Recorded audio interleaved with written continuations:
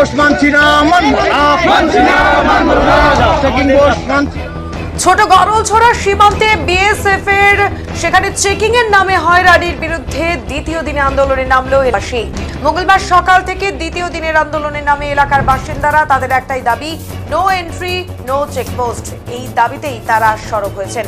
এদিন রীতিমতো জাতীয় পতাকা এবং প্ল্যাকার্ড হাতে এলাকায় মিছিল করেন গ্রামবাসীরা। সেই মিছিলে এলাকার স্থানীয় পঞ্চায়েত সদস্য নবির উদ্দিন মিয়াকে উপস্থিত থাকতে দেখা যায়।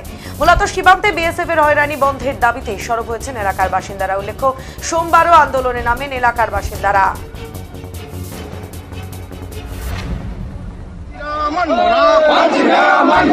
আমাদের দাবি মানতে হবে, আমাদের দাবি মানতে হবে, আমাদের দাবি মানতে হবে, আমাদের দাবি মানতে হবে।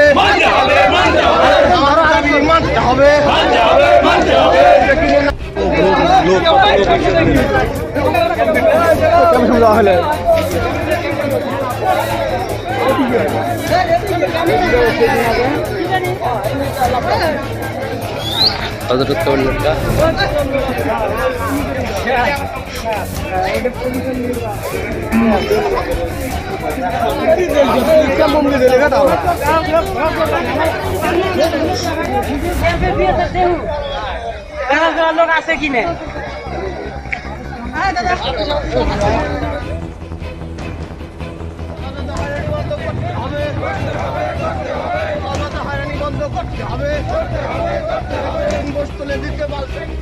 হয়রানি বন্ধ করতে হবে। চেকিং পোস্ট মানছি না, মানছি না,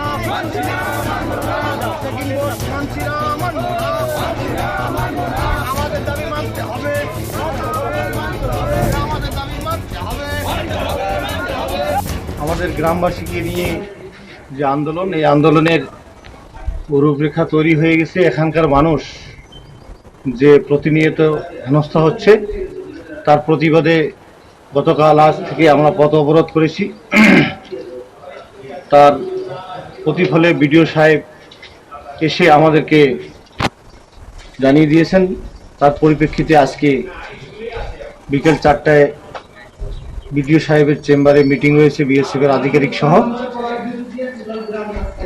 এই মিটিংয়ের রূপরেখা কি হয় সেটা পরে দেখব, কিন্তু আমার বক্তব্য হচ্ছে যে যতক্ষণ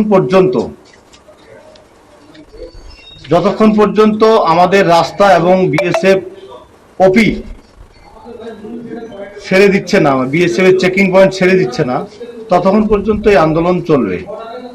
আমাদের চেকিং এর নামে যে হয়রানি, এন্ট্রির নামে যে হয়রানি, মহিলাদের যে অসম্মান, মা বোনদের অসম্মান, এখানে সাধারণ মানুষ, বৃদ্ধ মানুষ, সমস্ত মানুষকে যে সমস্যার সমাধান করার জন্য আমরা পথে নেমেছি। এই আন্দোলন চলবে আগামীকাল থেকে। যদি আমাদের বিডিও সাহেব, বিএসএফ এর আধিকারিক সহ যদি এটা সমস্যার সমাধান না হয়, আগামীকাল থেকে আমরা আবার এই আন্দোলন বৃহত্তর করব। হয়রানি বন্ধ করতে হবে, হয়রানি বন্ধ করতে হবে, তুলে দিতে পারছে, অযথা হয়রানি বন্ধ করতে হবে। চেকিং পোস্ট মানছি না, মানছি না, চেকিং পোস্ট মানছি না, আমাদের দাবি মানতে হবে, আমাদের দাবি মানতে হবে, আমাদের দাবি মানতে হবে।